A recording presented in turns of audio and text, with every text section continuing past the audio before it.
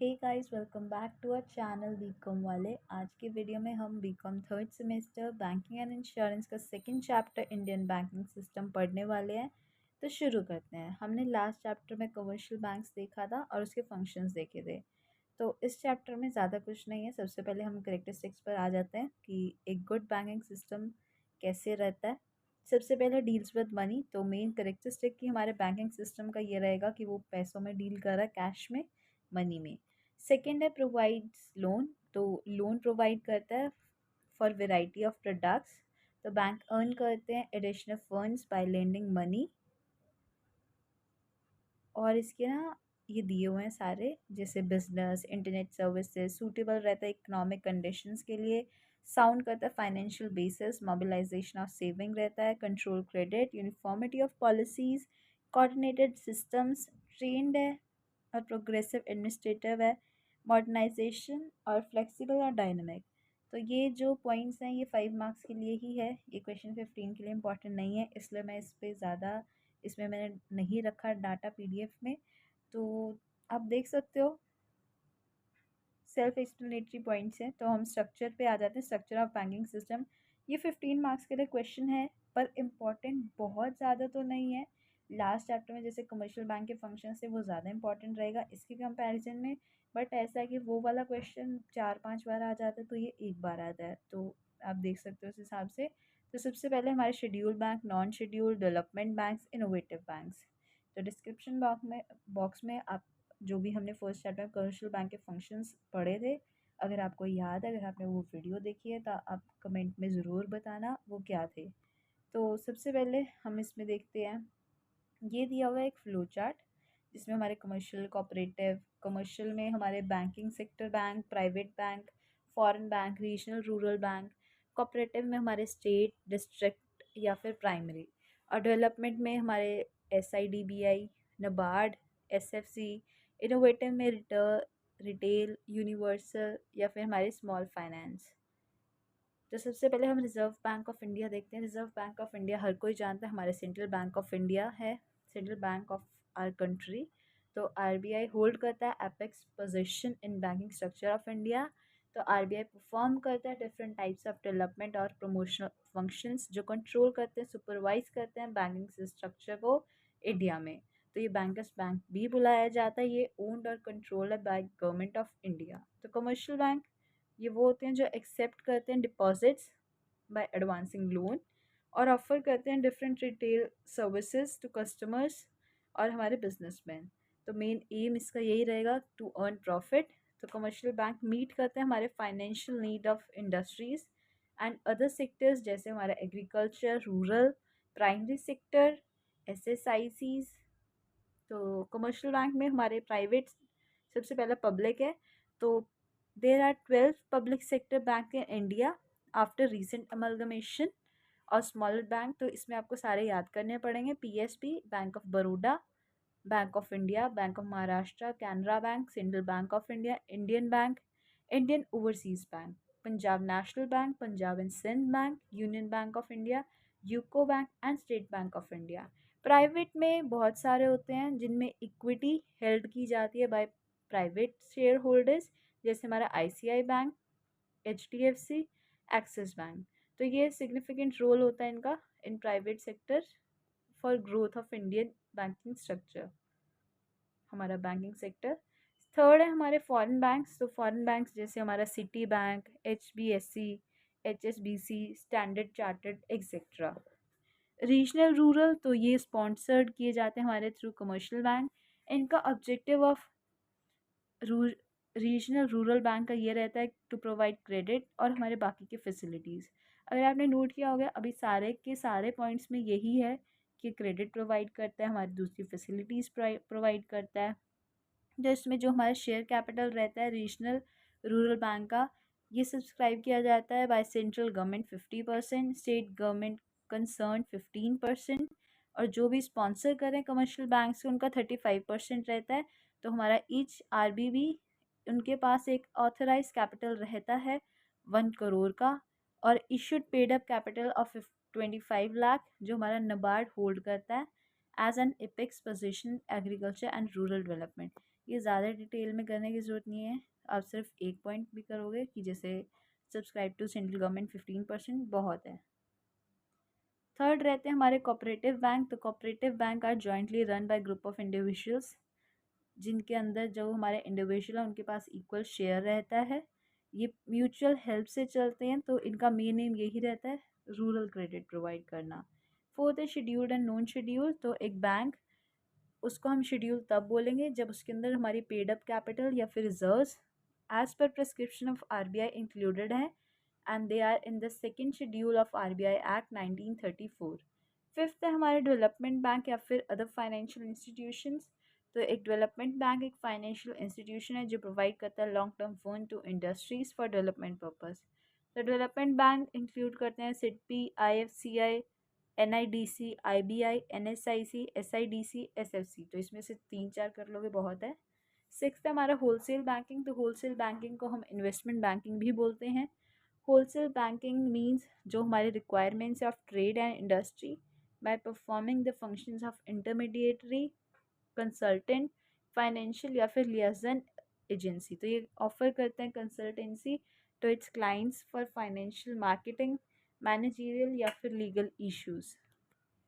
Seventh है retail banking. Retail banking एक typical mass market है फॉर बैंकिंग, जहाँ पे हमारे इंडिविजुअल कस्टमर्स यूज़ करते हैं local branches of larger commercial bank, जिनमें वो एक्सेस कर सके हमारी services of saving and checking accounts, mortgage, personal loan, debit card and credit card. Eight है हमारा ब्रांचलेस बैंकिंग। तो इसके अंदर sometimes known as direct bank, जैसे नेम सजेस्ट कर रहा है वर्चुअल बैंक, या फिर सिर्फ ये इंटरनेट पर अवेलेबल होते हैं, इनकी कहीं कोई ब्रांच नहीं होती है। इट इज़ अ बैंक जो ऑफर करता है अपने सर्विसेज रिमोटली विया ऑनलाइन बैंकिंग। नाइन्थ है यूनिवर्सल बैंकिंग। ये भी हम आगे डिटेल में भी करेंगे, ये एक ब्रीफ है। अगर आपको टाइप्स ऑफ बैंकिंग या ऐसा सब आ जाता है, अगर डिटेल में इसमें से कुछ नहीं आता, 5 मार्क्स में ज़रूर आपको कोई भी बैंक उठा के दे देगा और उसकी डेफिनेशन पूछ सकता है। तो उसमें आप फीचर्स डाल सकते हैं, एडवांटेजेस डाल सकते हैं, हम आगे देखेंगे भी। तो यूनिवर्सल बैंकिंग एक मल्टीपर्पज़ या फिर मल्टी फंक्शनल सुपरमार्केट जो ऑफर करता है बैंकिंग और financial services through a single window. तो ये ऑफर करता है credit, loan, deposit, asset management, investment, advisory, payment processing, security transaction. Tenth है हमारे स्मॉल फाइनेंस बैंक। तो small finance bank type of नीचे बैंक्स, इनका नाम जैसे नीचे, तो ये मेजरली फार्मर से एसोसिएटेड है, इसका नीचे से कोई रिलेटेड नहीं है, बट आप उसको ऐसे याद रख सकते हो। तो ये बैंक इंक्लूड करते हैं AU small finance bank, capital small finance bank and जना स्मॉल फाइनेंस बैंक। ये सारे बैंक हरियाणा में है टिपिकली। 11th है पेमेंट बैंक। तो पेमेंट बैंक एक न्यू मॉडल है ऑफ बैंक्स का जो कंसेप्शलाइज है बाय आरबीआई। तो पेमेंट बैंक एक्सेप्ट करते हैं रिस्ट्रिक्टेड डिपॉजिट जो करंटली लिमिटेड है अप टू 1 लाख पर कस्टमर। तो पेमेंट बैंक इशू नहीं करता है लोन्स या फिर क्रेडिट कार्ड्स। तो बोथ हमारे करंट अकाउंट और सेविंग अकाउंट ऑपरेट किए जा सकते हैं बाय पेमेंट बैंक। तो ये बैंक वर इश्यूज, ये बैंक इशू कैसे करती है सर्विसेज, जैसे ATM, डेबिट, नेट बैंकिंग या फिर हमारी मोबाइल बैंकिंग। तो 2015 में तो आरबीआई ने ग्रांट किया था in principle licence to 11 entities, जिसमें ये Aditya Birla Nuvo, India Post, Paytm, Vodafone, M Pesa, Airtel M commercial services and Tech Mahindra, यही आते हैं और कुछ नहीं है इसमें। नेक्स्ट है हमारा importance of banking system in India. तो सबसे पहला कैपिटल फॉर्मेशन। तो इनसफिशिएंट अगर हमारी कैपिटल फॉर्मेशन हो रही है, वो हमारे इकोनॉमिक प्रोसेस को डिफ़िकल्ट कर देता है कंट्री में। सेकेंड है क्रेडिट क्रिएशन। तो बैंक हेल्प करते हैं क्रेडिट क्रिएशन क्रिएट करने में, ये हम हर किसी बैंक के डेफिनेशन में देख चुके हैं। Balance regional growth. तो बैंकिंग सिस्टम प्रमोट करता है हमारी रीजनल ग्रोथ इंडिया में, जो ऑफर करते हैं नीड्स हमारे financial infrastructure and money to backward areas. Fourth है हमारा promotion of primary sector. Indian banking system aid करता है promotion of primary sector by offering them loans to agriculture farmers. Fifth है loan to public. Indian bank provide करते हैं loan to public for purchase of assets या फिर residence. Sixth है हमारा support to government. Indian banking sector plays a significant role in this. Seventh और last है financial infrastructure, तो financial infrastructure है हमारा जो ऑफर कर रहे हैं नेसेसरी फाइनेंशियल बैंकिंग या फिर हमारा infrastructure for both internal and external trade. Next है हमारे टाइप्स ऑफ बैंक्स। तो as per law, basis of ownership, basis of domicile, basis of functions और स्पेशल टाइप्स ऑफ बैंक। इसमें आप अदर्स लिख के जो हमने स्टार्टिंग में जितने भी किए आप वो भी लिख सकते हो, और कुछ ये मिक्स भी है, पता नहीं क्यों बुक्स में इसको बहुत अलग अलग करके दिया हुआ है। ये एक ही में लिख सकते थे, पर चलो जैसे बुक में है हमें वैसे ही करना पड़ेगा। तो एज पर लॉ शेड्यूल्ड और नॉन शेड्यूल्ड, शेड्यूल्ड हमने पढ़े, तो शेड्यूल्ड एक वो ही है जो रजिस्टर्ड है in second schedule of reserve bank of India. ये सेटिस्फाई करे कुछ कंडीशंस। तो सबसे पहला है बैंक कंसर्न्ड हो in business of banking in India. Presently जो भी हमारे आरबीआई की प्रिस्क्राइब एक मिनिमम कैपिटल है वो है 200 crore for starting a new commercial bank. Next है हमारे सेटिस्फाई करना है आरबीआई जो भी अफेयर्स हैं they are not conducted in manner of determined, जो भी इसके इंटरेस्ट हैं। अगर किसी ने एक अपना कमर्शियल बैंक खोलना है तो उसके पास 200 करोड़ रुपए होने चाहिए वो बैंक खोलने के लिए। सेकेंड है नॉन शेड्यूल। तो नॉन शेड्यूल बैंक वो हैं जिनका नाम अपीयर ही नहीं कर रहा हमारे सेकेंड शेड्यूल ऑफ आरबीआई में, तो ये इंटाइटल ही नहीं है टू ऑल दोज फैसिलिटीज़ जो भी हमारे शेड्यूल बैंक अवेल कर रहा है। Basis of domicile, foreign bank हमने देखा जो रजिस्टर्ड है और इनकॉर्पोरेटेड है आउटसाइड इंडिया, और इनकी एक ब्रांच है इंडिया में। तो number of foreign banks increase हुए हैं विद टाइम। डोमेस्टिक बैंक्स वो होते हैं जो रजिस्टर्ड है और इनकॉर्पोरेटेड हैं इंडिया में, तो ये डोमिनेंट पार्ट है हमारे टोटल कमर्शियल बैंक का। तो इसके अंदर presence of these bank is in each and every corner of our country. Ownership public private cooperative, ये सेल्फ एक्सप्लेनेटरी, हमने देखा भी 12 पब्लिक बैंक्स हैं हमारे, प्राइवेट बहुत सारे हैं जो ओन और रन खुद पब्लिक से प्राइवेट सेक्टर में। कोऑपरेटिव हम देख चुके हैं, कोऑपरेटिव में यूनो यूको ये वाले बैंक्स भी आते हैं। प्राइमरी के बेसिकली कोऑपरेटिव बैंक्स में तीन आते हैं प्राइमरी। तो प्राइमरी क्रेडिट सोसाइटीज़, ये सोसाइटीज़ वो होती हैं जो फॉर्म करती है अपना base of 3 tier structure of cooperative banking system in India. Second हमारे सेंट्रल कोऑपरेटिव बैंक्स जो फाइनेंस करते हैं या प्रोवाइड करते हैं फंड्स। अगर आप सबके पास बुक्स हो तो आप भी एक हैबिट बनाओ, जो भी आपको लगता है कुछ इम्पोर्टेंट है या आपने कहीं सुना है आपके टीचर्स अगर पढ़ा रहे हैं तो आप साइड की साइड उसको लिख लो। कई बार क्या होता है आप सिर्फ वही पॉइंट लिख देते हो, वही टीचर को अट्रैक्ट कर जाता है और आपके कुछ मार्क्स उससे ज़्यादा हो जाते हैं क्योंकि वो एक अच्छा इम्पैक्ट पड़ता है।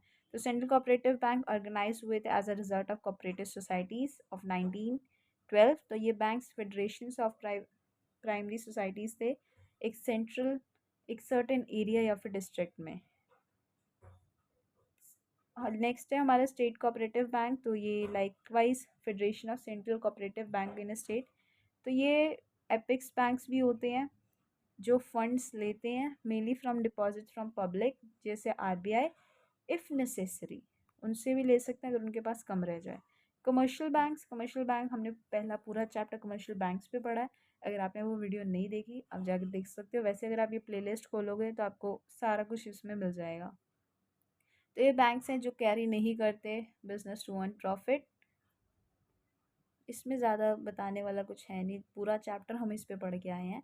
तो कमर्शियल बैंक इंस्टीट्यूशंस होते हैं जो शॉर्ट टर्म लोन्स बनाते हैं to business in the process to create money. तो ये फाइनेंशियल इंस्टीट्यूशन होते हैं जो एक्सेप्ट करते हैं हमारे डिमांड को, डिपॉजिट्स को। सेकेंड है हमारा इंडस्ट्रियल बैंक। तो ये देखने वाला है, इंडस्ट्रियल बैंक वो बैंक होते हैं जो ऑफर करते हैं लॉन्ग टर्म और मीडियम टर्म लोन्स इंडस्ट्रीज़ को जो वर्क कर रहे हैं फॉर देयर डेवलपमेंट। तो इंडस्ट्रियल बैंक हेल्प करते हैं इंडस्ट्रीज़ को in sale of their debentures, bonds, shares. तो ये बैंक्स खुद को परचेज करवाते हैं for shares as well as underwrite करते हैं हमारे डिबेंचर और शेयर्स ऑफ इंडस्ट्रीज। तो इंडस्ट्रियल बैंक लोन देते हैं to industries for the purchase of land and machinery. तो उस केस में ये हमारा main source of for medium और लॉन्ग टर्म फाइनेंस रहता है फॉर इंडस्ट्री एंड कमर्स। तो इंडस्ट्रियल बैंक रेज करते हैं funds to long term investments या फिर जो भी हमारे इंस्ट्रूमेंट्स रहते हैं जैसे बॉन्ड्स। ये आप इश्यूज इन इंडियन कमर्स में भी पढ़ोगे, जैसे जो भी हमारे फाइनेंशियल इंस्ट्रूमेंट्स रहेंगे ये जैसे American depository receipt, ADR, GDR, बहुत सारे फॉरेन इन्वेस्टमेंट्स। तो यही है, इसमें भी दीज बैंक एडवांस करते हैं advance loans for long period to people who carry industrial enterprise. Next है हमारा एग्रीकल्चर बैंक। तो ये वो होते हैं जो क्रिएट करते हैं credit to industrial sector of economy. ये प्रोवाइड करते हैं शॉर्ट और long term finance to agriculturist और फार्मर्स। तो short term loans are needed by farmers for purchase of seeds, fertilizers, manures and payment of wages etcetera. Fourth है exchange bank. तो ये deal करते हैं फॉरेन एक्सचेंज में। ये सेपरेट इंस्टीट्यूशंस होते हैं। इनफैक्ट कमर्शियल बैंक एक्वायर करते हैं ऑथराइजेशन फ्रॉम आरबीआई कि वो डील कर सके फॉरेन एक्सचेंज में एज एक्सचेंज बैंक्स। तो मेन फंक्शंस इनका फाइनेंसिंग रहेगा और फैसिलिटेटिंग रहेगा फॉरेन ट्रेड को।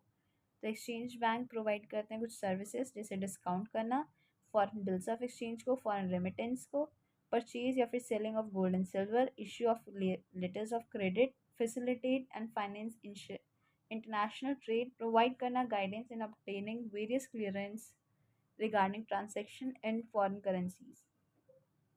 नेक्स्ट है हमारे सेविंग बैंक। तो ये यूजुअली कलेक्ट करते हैं small saving across country and put them to productive use. तो इनका मेन एम यही रहता है कि ये हैबिट ऑफ सेविंग को ज़्यादा इनकरेज करे अगेंस्ट हमारे मिडिल या फिर लोअर सेक्शन ऑफ सोसाइटी। तो कलेक्ट करते हैं स्मॉल सेविंग्स एंड ऑपरेट करते हैं सेविंग अकाउंट्स। ये रिसीव करते हैं इनटू सेविंग अकाउंट्स। नेक्स्ट हमारे इंडिजीनियस बैंक्स। ये इंपॉर्टेंट है 5 मार्क्स के लिए। तो ये bank found their origin in India before independence. इन्होंने अपना एक सिग्निफिकेंट कंट्रीब्यूशन दिया against development of agriculture and industry.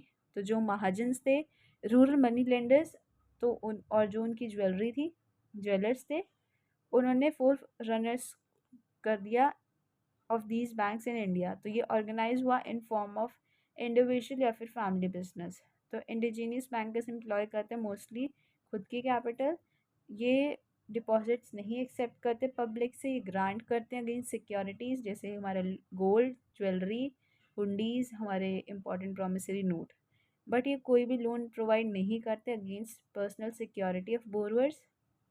तो जो ये डिस्काउंट देते हैं उनसे बाय और सेल कर सकते हैं क्लाइंट्स उनकी सिक्योरिटीज़। तो जो डिफेक्ट्स हैं इसमें मेनली यही है कि ये एक डिस्टिंक्शन नहीं बना पाता शॉर्ट टर्म और लॉन्ग टर्म फाइनेंस में। ये कंबाइन कर देते हैं बैंकिंग को with trading and commission business. Transactions रहते हैं हमारे इसके ऑफ इंडिजीनियस बैंक। डिपॉजिट जो भी हमारी होती हैं उसको साइडवे कर देता है ऑफ देयर बिजनेस, और ये बहुत लिटिल डेवलप्ड है। तो इंडिजीनियस बैंक चार्ज करते हैं high rate of interest, largely finance होते हैं बाय कैश। ये बहुत अनऑर्गेनाइज्ड हैं। स्पेशल टाइप्स ऑफ बैंक जैसे रिटेल बैंक्स। तो रिटेल बैंक एक टिपिकल मास मार्केट बैंकिंग है जहाँ पे इंडिविजुअल कस्टमर यूज़ करते हैं लोकल ब्रांचेस। तो रिटेल बैंक प्रोवाइड करते हैं financial services to individual customers या कंज्यूमर्स रादर देन बिजनेस। तो ये वे है हमारे इंडिविजुअल कस्टमर कंज्यूमर का टू मैनेज देयर मनी, जिनके पास एक्सेस हो ऑफ क्रेडिट और डिपॉजिट कर सके अपना मनी। Small finance bank. तो ये स्पेसिफिक सेगमेंट है बैंकिंग का जो क्रिएट हुआ by RBI under guidance of government of India with an objective of furthering financial inclusion. तो इसके अंदर बैंक अंडरटेक करता है हमारे सारे बैंकिंग एक्टिविटीज़ को, जैसे कमर्शियल बैंक इंक्लूड करता है लेंडिंग और एक्सेप्टिंग डिपॉजिट्स। स्मॉल बिजनेस या स्मॉल फाइनेंस बैंक ऑफर करते हैं सर्विसेज जैसे personal banking, online banking, internet banking, business and cooperative bank, insurance, loan, accounts, deposits to fulfil everyday needs of customer. Last रहेगा हमारा payment bank, जो India का new model है of bank conceived by RBI. Basically RBI हर जगह link है, कोई भी सेंट्रल बैंक है, कोई भी कमर्शियल बैंक है, कहीं ना कहीं आरबीआई का रूल आपको हर बैंक में मिल ही जाएगा। तो ये बैंक एक्सेप्ट करते हैं कि रिस्ट्रिक्टेड डिपॉजिट जो करंटली लिमिटेड है अप टू 2 लाख पर कस्टमर, और आप इसको इंक्रीज़ भी कर सकते हैं। तो पेमेंट बैंक इशू नहीं कर सकते लोन्स या फिर क्रेडिट कार्ड्स। तो हमारे करंट और सेविंग अकाउंट्स ऑपरेट किए जा सकते हैं बाय सच बैंक्स। तो पेमेंट बैंक इशू कर सकते हैं एटीएम कार्ड्स को, डेबिट कार्ड्स को, जो प्रोवाइड कर रहे हैं ऑनलाइन या फिर मोबाइल मार्केटिंग या फिर हमारी बैंकिंग। तो इस पूरे चैप्टर में हमने सिर्फ जो हमारा इम्पोर्टेंट रहेगा वो रहेगा कि कोई भी चैप्टर की कोई भी बैंक की डेफिनेशन वो आपसे पूछ सकते हैं फॉर 5 मार्क्स। 15 मार्क्स के लिए इतना इंपॉर्टेंट नहीं है क्योंकि इसके कंपैरिजन में हमारा फर्स्ट चैप्टर है जो कि फंक्शंस ऑफ कमर्शियल बैंक है। बाकी आप देख भी सकते हो, आया 2017 में, आया 2021 में आया। जो हमारा लास्ट चैप्टर था कमर्शियल बैंक वो एक बार आता है, एक बार ये आता है। तो आप देख सकते हैं लास्ट ईयर आपके कौन सा क्वेश्चन आया है, उस हिसाब से आप कवर अप कर सकते हो। आई होप आपको सब क्लियर है। Please like the video and subscribe to our channel BCom वाले।